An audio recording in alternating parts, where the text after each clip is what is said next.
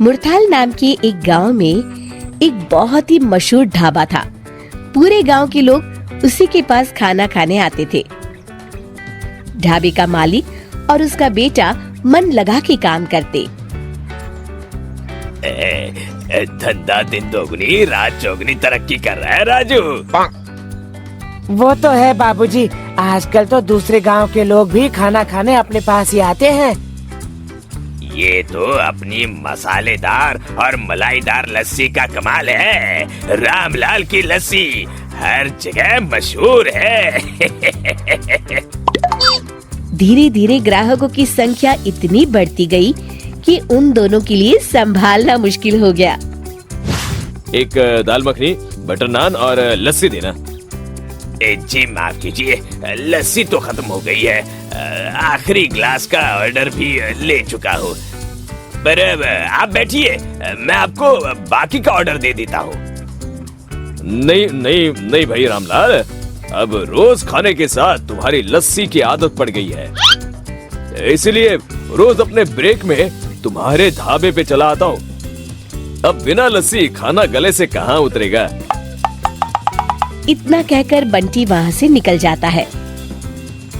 अरे सुनिए तो, साथ में 2 गुलाब जामुन मुफ्त हैं। तू ही खा लेना।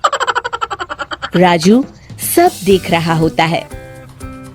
बाबूजी, काफी दिन से लस्सी दोपहर तक ही खत्म हो जा रही है, तो फिर उसके बाद लस्सी ना मिलने की वजह से बहुत से कस्टमर नाराज हो रहे हैं। अगर यूं ही चलता रहा तो ढाबा बंद करने की नौबत आ जाएगी। सही कह रहे हो बेटा, लेकिन करे तो क्या करे। अभी पिछले महीने ही ढाबा बड़ा करवाने में सारे जमा किए हुए पैसे खर्च हो गए। अब लस्सी के लिए नया नौकर कैसे रखूं? कुछ और सोचना पड़ेगा। शाम को दोनों घर पहुँचते हैं। ये क्या माँ, तुम फिर से हाथ से कपड़े धो रही हो? ये इतनी बढ़िया स्लर्पुल की वॉशिंग मशीन लेके दी है तुम्हें, तो तुम अपने हाथ से कपड़े धोने की वजह से क्यों अपने हाथ खराब करती हो? तुझे तो पता है ना राजू, मुझे कहाँ आती है ये मशीन चलानी। बताया तो था माँ, पहले डालो कपड़े, फिर डालो पानी, फिर डालो सर्फ और मशीन घूमना शुरू। पहले डालो कपड़े, फिर डालो पानी, फिर डालो सर्फ और मशीन घूमना शुरू। पहले डालो कपड़े, फिर डालो पानी, फिर डालो सर्फ और मशीन घूमना शुरू। हाँ हाँ बेटा, समझ गई, पर मुझसे नहीं चलेगी ये। वो ना, मुझे इस मशीन की धुलाई पसंद नहीं है। हाँ ठीक है माँ, अब तुम्हें मशीन नहीं चाहिए तो मैं मान लेता हूँ। अगले दिन राजू दुकान में घर से वॉशिंग मशीन मंगवाता है। हाँ भैया, यही रख दो। राजू, ये क्यों मंगाया हो? अब माना कि धंधा थोड़ा मंदा है, मगर इतना भी नहीं कि ढाबा बंद करके अब धोबी घाट खोलना पड़े।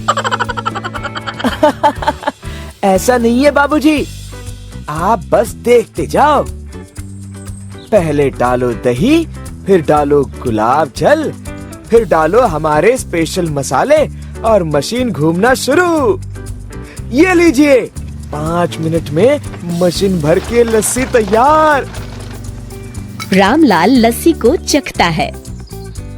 वाह रे वाह, हैरानी है, उम्दा, बिल्कुल वैसा ही स्वाद। बड़ा समझदार है रे तू, मेरा राजकुमार। किससे पता था तेरे माँ के हाथ से कपड़े धोने की आदत हमारे बिजनेस के काम भी आएगी। राजू और रामलाल अपने ग्राहकों को लस्सी परोसने लगते हैं। धीरे धीरे रामलाल का ढाबा वॉशिंग मशीन वाले ढाबा के नाम से मशहूर होने लगता है। राजू बेटा, अब मुरथाल से आने जाने वाला हर कोई तुम्हारी हाईटेक वॉशिंग मशीन वाली लस्सी के लिए ढाबे पे जरूर आता है। क्या कमाल किया है तुमने। आप ही का बेटा हूँ बाबूजी, और वो कहते हैं ना, आवश्यकता ही खोज की जननी है।